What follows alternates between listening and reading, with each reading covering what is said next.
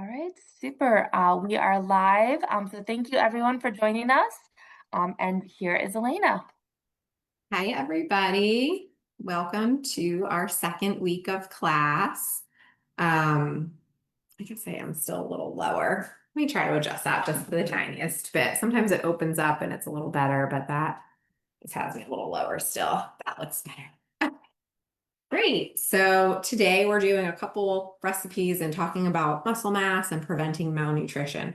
The first thing I'm going to get started is we're going to get our dates soaking. So some dates are just drier than others. This BJ's brand are super dry, so they definitely need some moisture added. So I'm putting 6 dates in a bowl, and then I'm just going to add some water, and we're going to have those soaking while we're doing the rest of the top. Great. So I have my oven preheating to 390 for our tofu recipe, but right now I'm going to show you just like a nice easy way on how to get the extra water off of tofu. So tofu always comes typically in like a package like this, and then there's water inside of it. So filling already, we're going to drain that water. And then a fun little trick is actually putting this in the microwave for about 2 to 3 minutes. And that actually helps pull extra water off of it. You could also use so this is extra firm. You could also use a super firm. I've really been enjoying super firm tofu lately as well. And that one really doesn't have any extra water on it. It just is like a nice drained out tofu. So let's put this in the microwave for 3 minutes.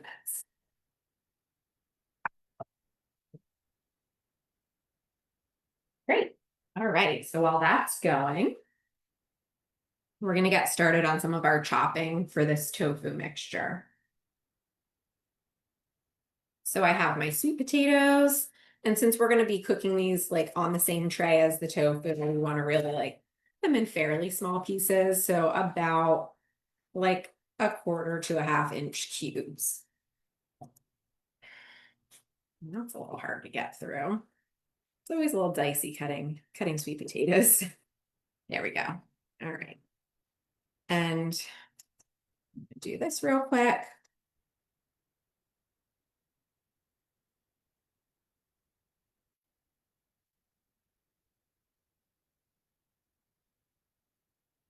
Then I have my sheet pan. I'm just going to start arranging these in rows on my sheet pan.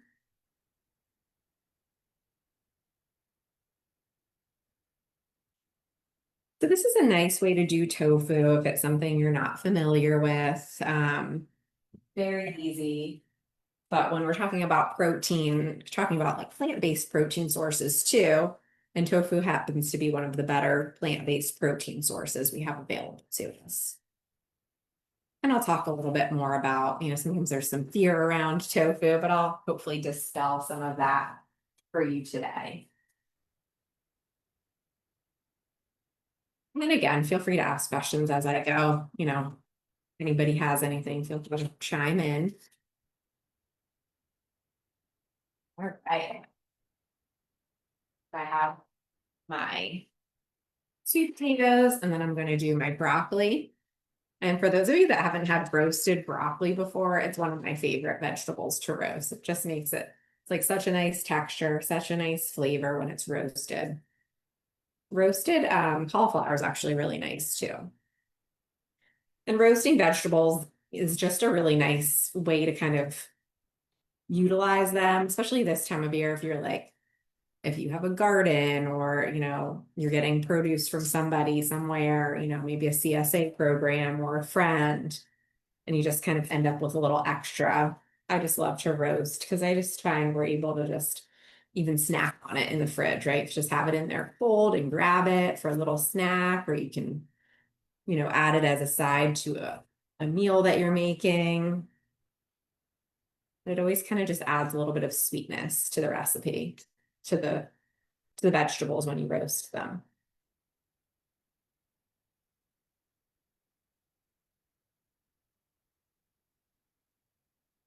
Okay. Great. I'm just going to put this on our tray.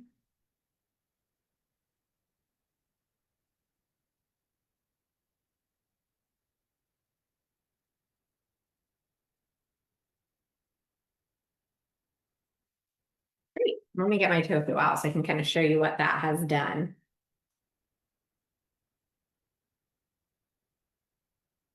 It's just like a little hack that again just helps pull extra water off of it.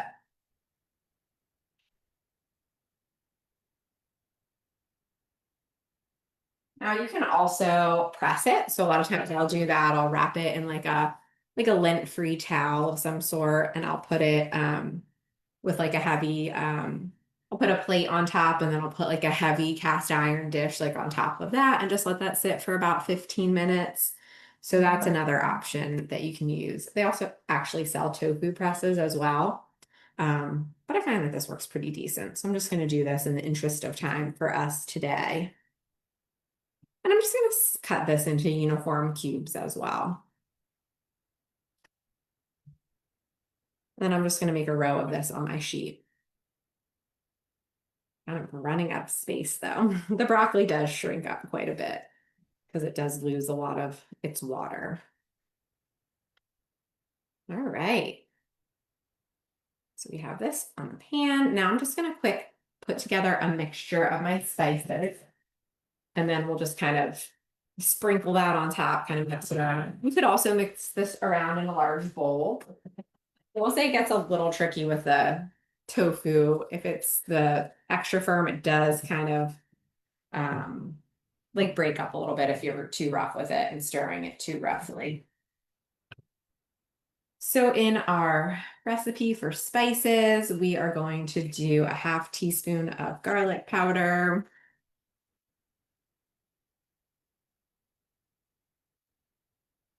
We're gonna do a half teaspoon of paprika. Oh, I'm running low on paprika. So you're gonna find that this isn't spicy by any means. Half teaspoon of onion powder and a quarter teaspoon of salt. Now with this recipe, when I served it over quinoa, so I know we have that in the recipe, I did squeeze a little bit of lemon juice on top of it. Now you can have like a vinaigrette on it, and that would be nice as well. So there's different ways. I've had similar dishes with maybe like a tahini sauce that I made with like, if you've ever had like a falafel wrap or something like that, where they have the tahini that's mixed with lemon juice, maybe some garlic. That can be a really nice topping for this. And we'll also add in, some nutrition for you. So I'm doing a tablespoon of olive oil, and I'm just going to kind of drizzle it all around.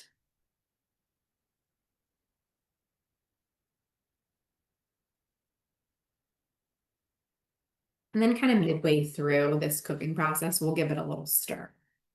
And that'll help kind of get the olive oil around a little bit more and help get the seasoning moved around too. So we're just gonna sprinkle our seasoning. Now the other thing the other way I love to cook tofu is in an air fryer. So I'll just like cut some tofu up in an air fryer. I'll put some type of seasoning on it, and I'll just turn it on, and then it's actually like gets nice and crunchy. It's like a good little snack.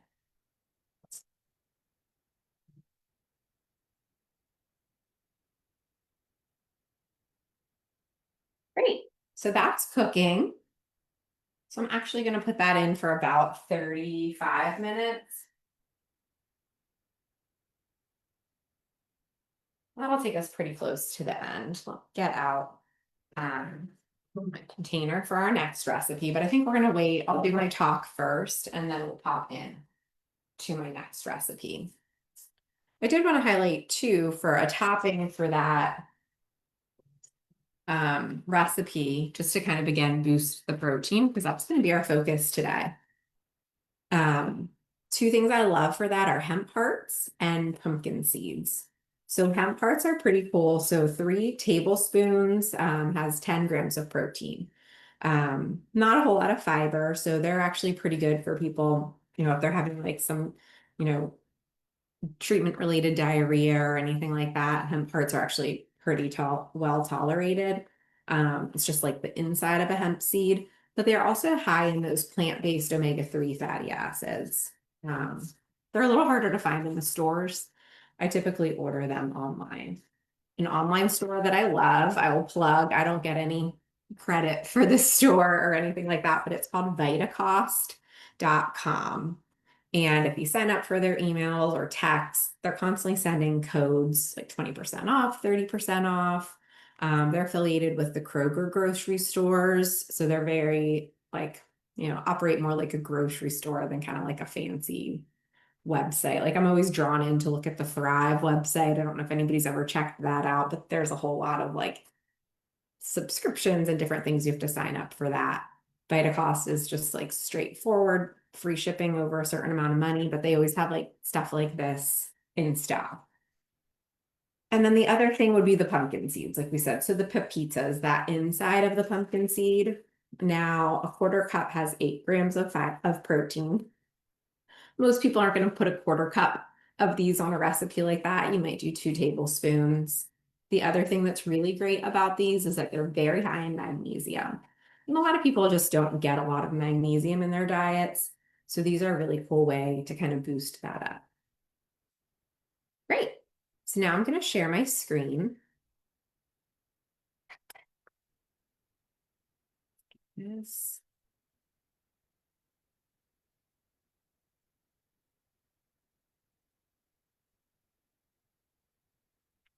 Great.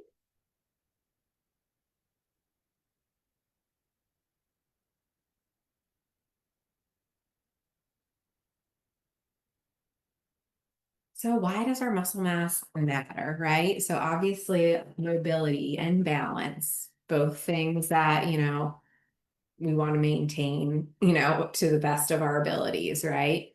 Our metabolic rate, so how well, is our body kind of functioning? And then that independence that, people want to maintain.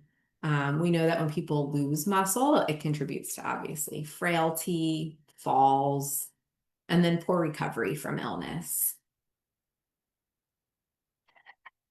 And then when we look at malnutrition, so these often go hand in hand, right? Muscle loss comes when there's malnutrition involved. So malnutrition is basically if we're taking in inadequate amounts of calories, protein, or nutrients, generally a combination of the 3. We know that that can be caused by a variety of things for people going through treatment, right? Obviously, poor appetite, increased needs. So oftentimes like surgery, healing from surgery, radiation, all those things can increase our needs. And oftentimes cancer itself can increase calorie needs. Decreased nutrient absorption. So that can happen, like GI types of cancers. Maybe people have had a Whipple procedure for pancreatic cancer or a gastrectomy for stomach cancer.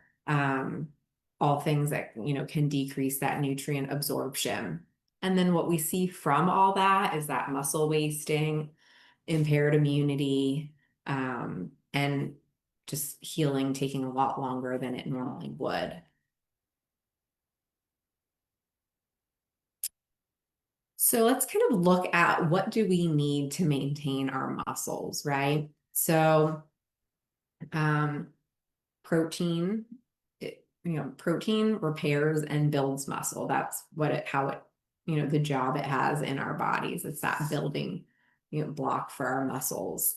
And when we're trying to quantify how much of it we need, because we might hear different things, typically about maybe if you're dealing with cancer, more like 1.2 to 1.5 grams per kilogram of body weight per day. So if we're looking at somebody who is 160 pounds, their kilogram is 72.7 kilograms. So if they were at 1, they would need 73. If they were at 1.5, you would take 72.7 kilograms times 1.5 and you'd get your total, whatever that ends up being, maybe like 100 or something, a little over 100. So that might be something you can kind of plug your information into and kind of get a range even of what you might need to focus in on.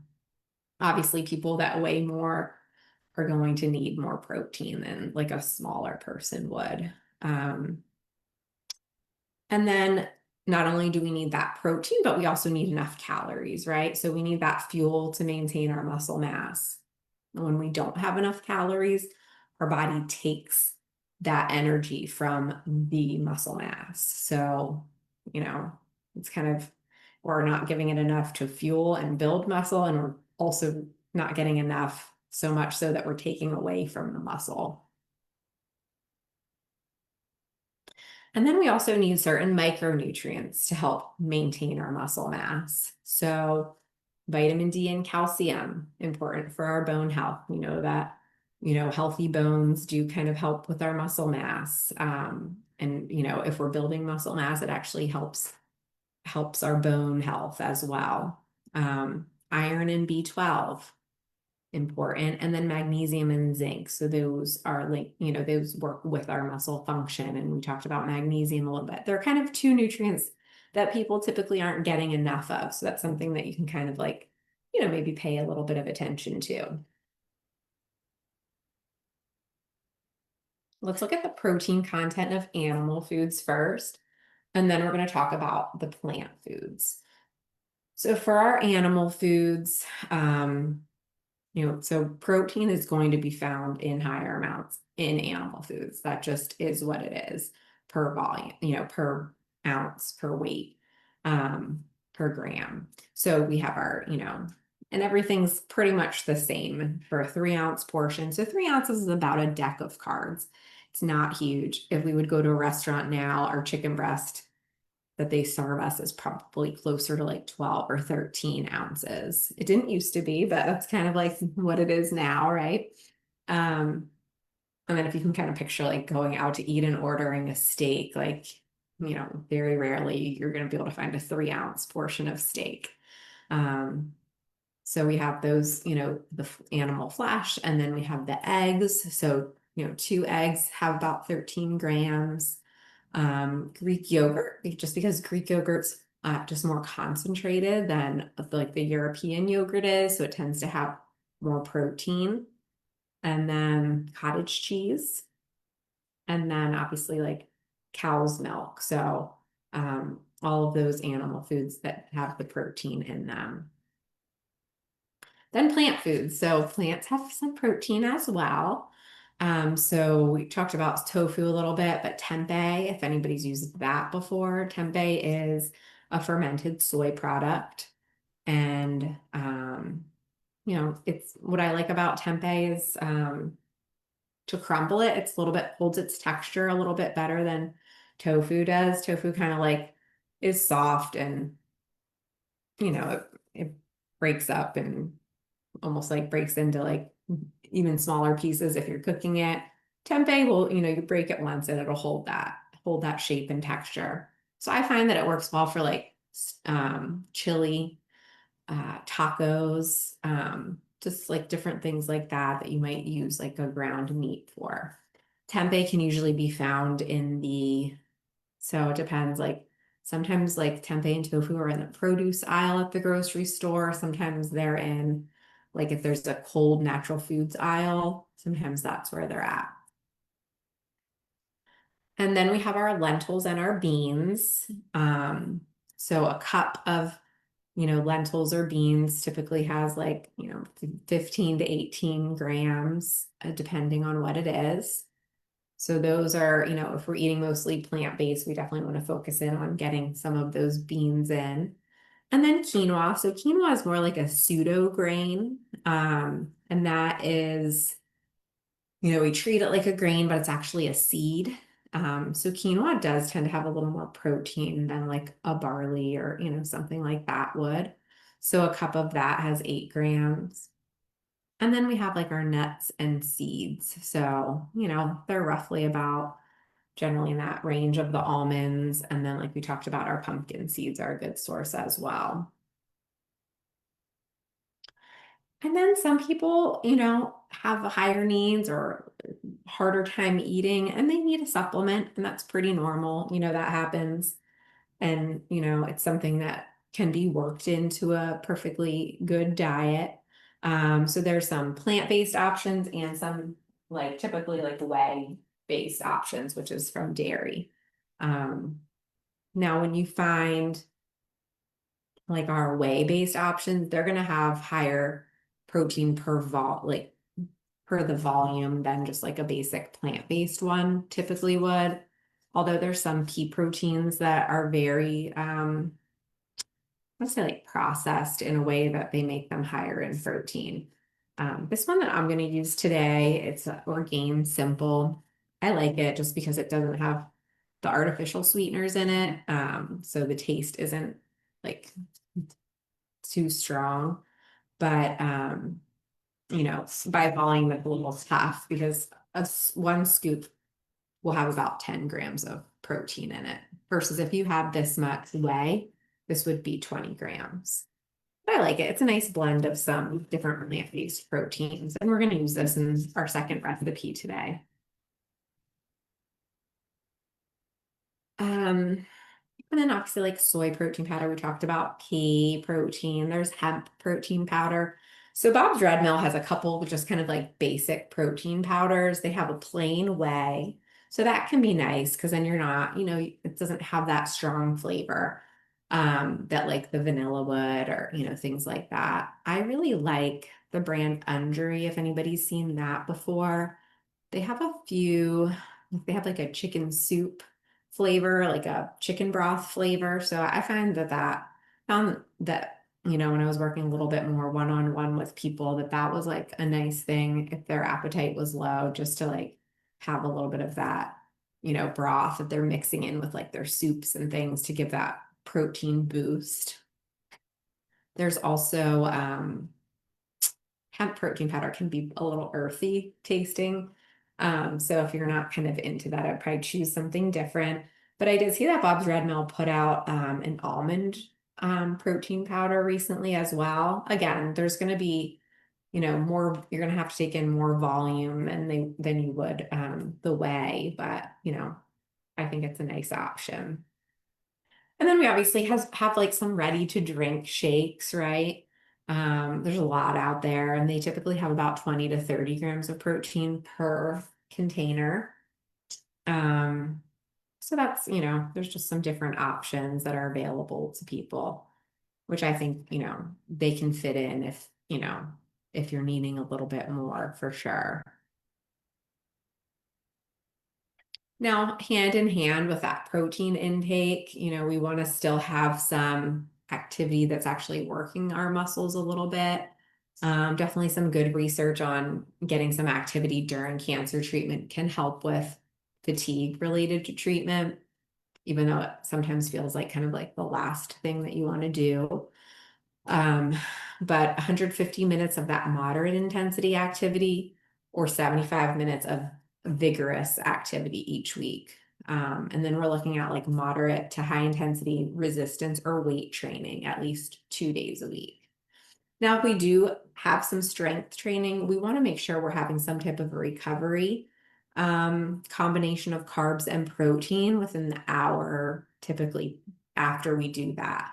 And it doesn't need to be much. Honestly, the research was done with like a glass of chocolate milk, right? Because you're going to get the protein and some carbs from the milk and some carbs from the chocolate syrup or whatever they used. So, you know, it could be something like that.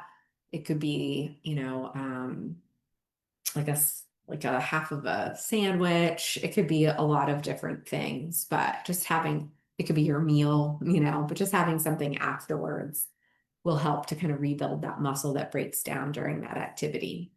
And then spending less time sitting, which obviously, you know, is always a good goal for all of us. And then kind of just starting small and increasing gradually. So, you know, not trying to do everything at once. Maybe like if, you know, if you were doing a lot of exercise before, you might not be able to get right back into that program that you had before, but just being like kind to yourself and just like gradually building up to it.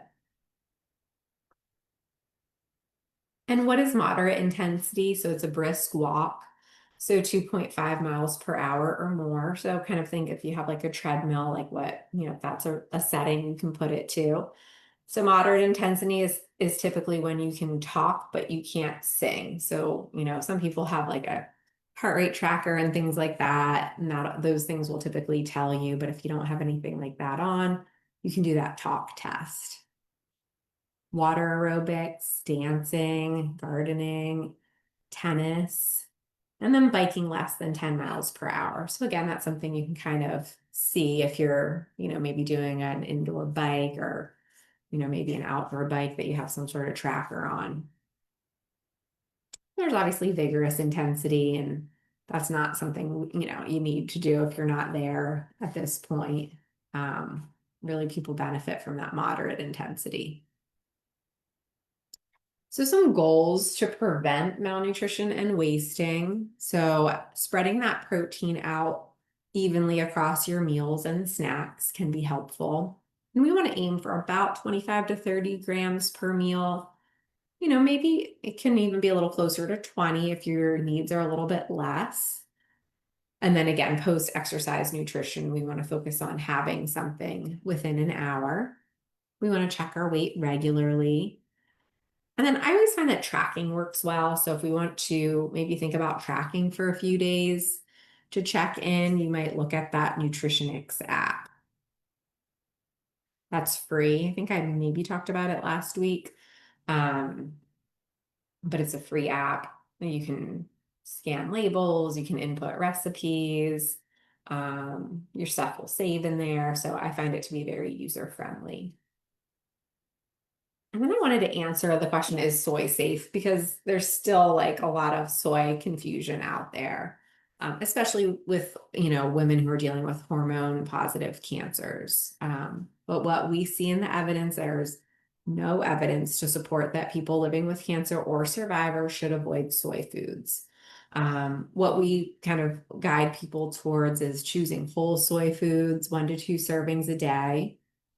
And a whole soy food serving would be tofu, about 3 ounces. Again, that deck of carbs, tempeh, unsweetened soy milk, and edamame. And we can use soy in so many different ways. You saw that recipe here today. You're going to see me use some soy milk for my recipe. Always looking for unsweetened though, just to highlight that because, and I will say Vitacost has a very nice, very affordable brand of their own unsweetened soy milk on that website. But, you want to look for unsweetened because if you get the silk soy milk in the red container, it's called original, and that has about 8 grams of added sugar. So, we get enough added sugar other places in our day. We don't need it in like plain soy milk. It just tastes weird with it. And then we can use our soy milk in smoothies, breakfast cereals, coffee, or just by itself. Tofu can be used in a scramble, stir fry, casseroles. And then, like I said, tempeh is nice, crumbled and used kind of as like a ground meat replacement. So our takeaways, that balanced nutrition that we're focused in on does help preserve muscle. Protein intake and meal timing do matter. Watch for signs of malnutrition. We can combine our nutrition with strength training, and then knowing that early intervention improves outcomes. So once you kind of see that starting to happen, trying to intervene with things that you can tolerate, even if it's like, shakes and different things like that, that you build into your day. And then some websites that I like, I think I talked about, some of these last week. I did throw on here the Cancer Support Community website because they have a lot of really nice recipes on there. And then this is one of my favorite people on Instagram, really. So she is a dietitian, PhD actually too, out of Texas. And she has Cancer Nutrition HQ as her Instagram handle. And she just posts such great information, just very science-based and, covers all, like, if you see a headline out there on cancer and nutrition and, it's getting sensationalized by the media, she will typically have it on her Instagram and like talk about it, break it down, like make you understand it better. I just can't say enough good about her and her Instagram page. Great. So I'm gonna stop sharing that. So while we're getting our other recipe going, does anybody have any questions?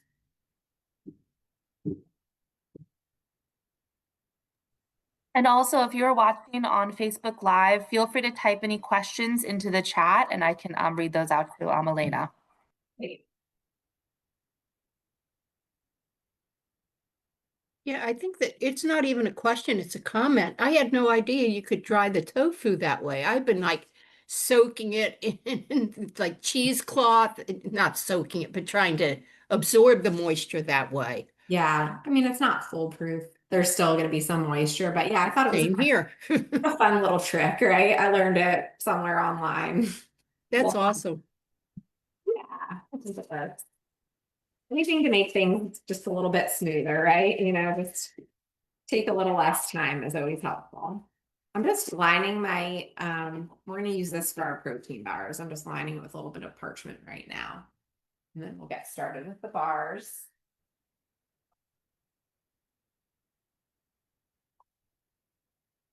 So what we're gonna do with this is, first I'm gonna get the dates going because I just want to break them down a little bit.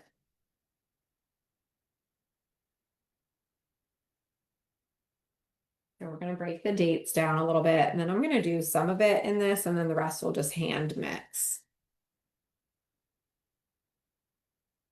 So they're a little bit softened, better than they were, I guess. Dates have just been a little tricky for me, but I have so many of them, like I have to use them somehow.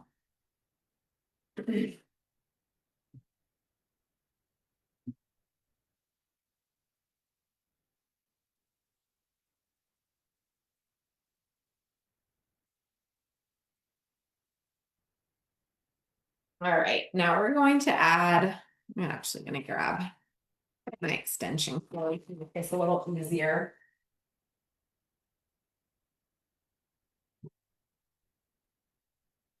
This recipe is just an example of how we can use like a protein powder in, you know, something else other than a smoothie, right?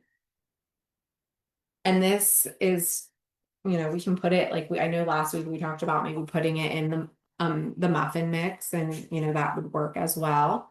So this week we're putting it in these protein bars that we're making. And these bars have 8 servings and 200 calories. So that's pretty good. I mean, they're, you know, if you're needing more calories and protein, these are a good little option.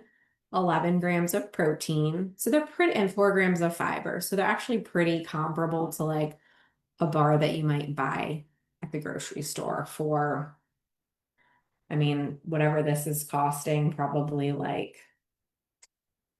I don't know, $2 for 8 bars. It's a pretty good deal for protein bars. I don't know if you've bought them lately, but they can be pretty pricey. So now we're gonna actually pulse our oats into here as well. So we're gonna do 1.5 cups of rolled oats. And I just want the oats broken down a little bit more. I don't want them in these larger chunks, larger plates. So we'll just do a little bit of breaking down of the oats. And then we're gonna move on.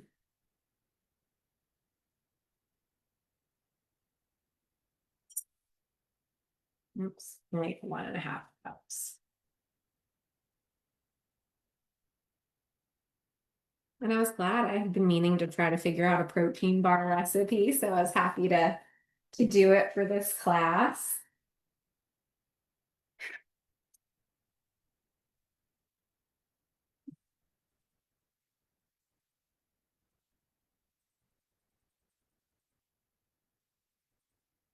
Great.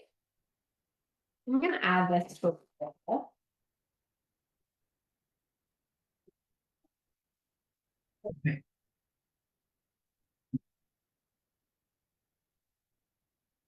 Just dropping some things. Okay. All right, so let's pop this in here.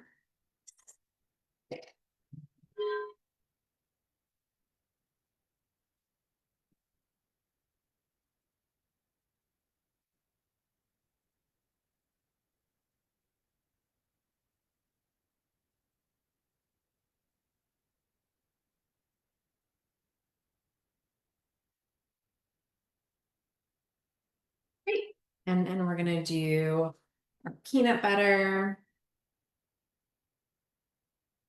So we're doing a half cup of peanut butter, and I'm actually thinking, depending on how loose it is, I might actually put that in the microwave for a minute or 30 seconds just to get it a little bit softer to really be able to mix this nicer. Yeah, I'm gonna do that.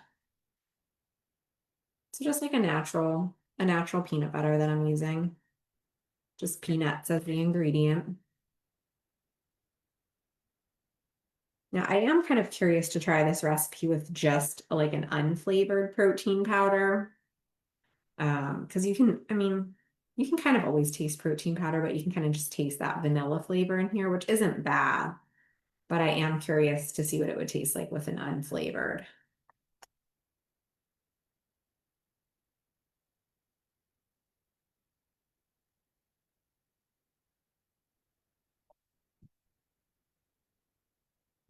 Use in a bowl.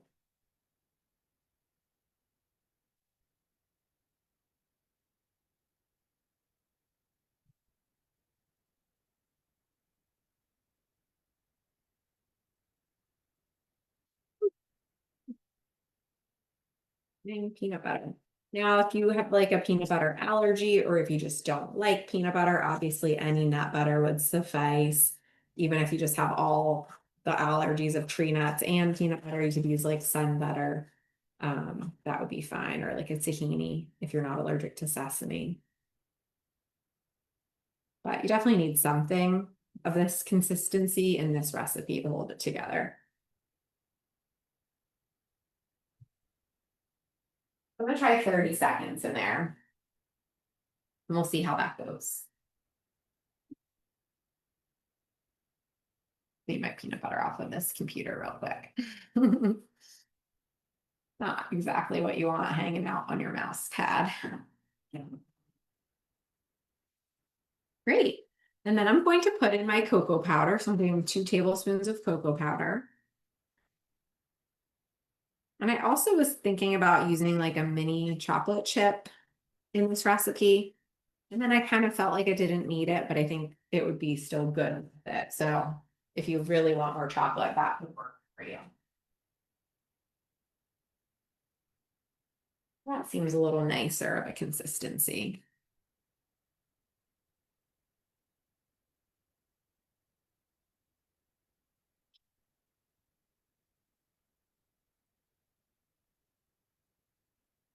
Great.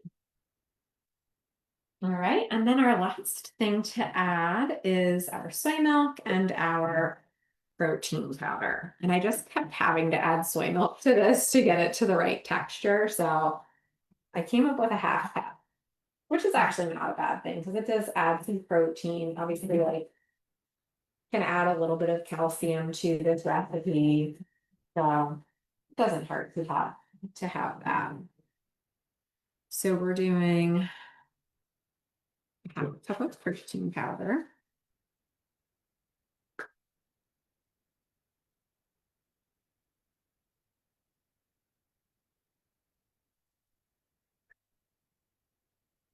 I was using 2 of a 1/4 cup container. And then we're going to do our soy milk.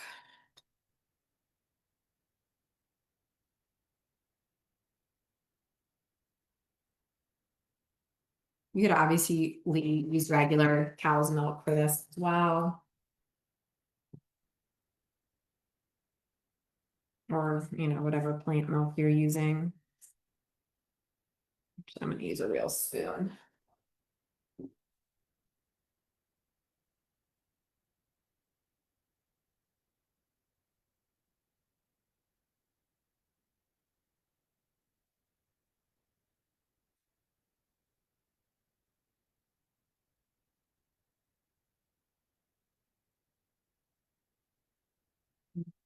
Good.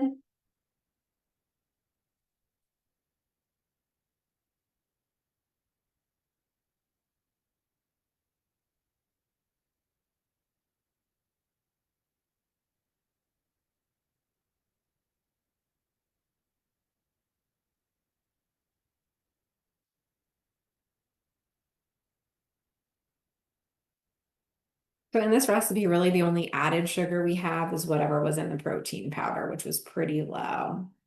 But like, again, you're still getting good calories and it's nice and balanced. So it's kind of one of those things we talk about, like blood sugar and keeping that stable to keep our energy levels nice and level, avoiding like those spikes and crashes of blood sugar that we can get sometimes. So this is a nice balance that should not do that to us.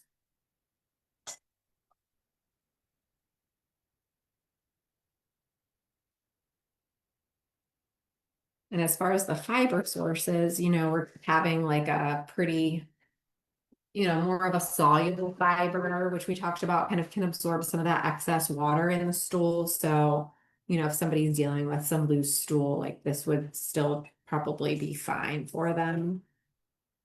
So I'm going to get this in my container. It's just such an easy recipe. So I have it like that, and now I'm just going to press it down. And then what we're going to do is just put it in the fridge and let it chill. And I just kind of like kept it in the fridge and I cut pieces off of it. So it's been nice. Just like a nice, easy thing to have on hand if you need something quick.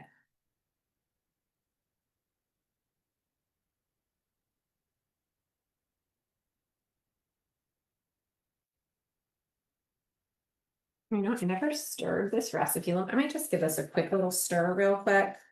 It's in the oven. It's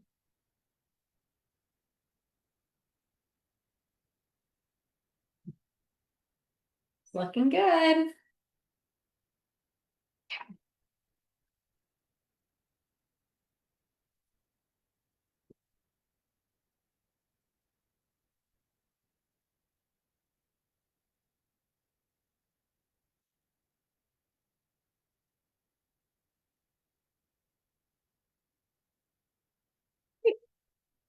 So our finished product. So again, that'll sit in the fridge and then you can kind of just like cut them into, 8 squares or however you want to do it. So that's our protein bar. I'm going to grab that out of the oven in a minute or two. But in the meantime, are there any other questions? A little bit of a small group tonight. So I think next week we're going to talk about hydration, food safety, and maybe one other thing I can't remember. All right. Did I miss something? Because sometimes I space out. Once the protein, like bars, did you, okay, how do you best slice them into portions? So I just took like a serrated knife and Okay, I just cut it. It was pretty easy once it was cold because it was so cold, okay, yeah, you're gonna want to chill this in the fridge, and then I just left it in the fridge, and it was great. So okay, thank you. sure, good question. And you can always play around with, like I said, like different ingredients. Yeah, I ended up with granola the first time I tried it. Oh, did you try this recipe? It just crumbled. Oh, did it? Did you press it down in the like a container? I don't think I put as much effort into it as I could have. I kind of slopped it together. Probably good granola anyway, right? It was probably decent. So yeah, I did try. It's some yogurt. If it's just granola, that should be fine, right? Yeah. All right, thank you. Yeah, sure. Yeah. I mean, either way, it's going to be good. However it's made. Let me grab this other stuff out of the oven and we'll take a look at it real quick.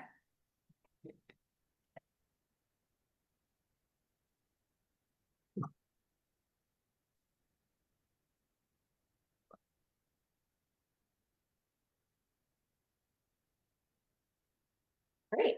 So we have a really pretty dish now of all of our Yeah, veggies and the tofu. So this served over some quinoa was what I did with it. You can obviously just eat it on its own as well. But the quinoa will give you some of those, a little bit of protein, some other benefits too. But all right. So an easy that kind of thing to kind of meal prep for yourself for the week for a couple days. Wonderful. Well, thank you very much. Thank you. This is great. Thanks for joining. I appreciate it. Thanks. It was good. All right, so next week is Hydration.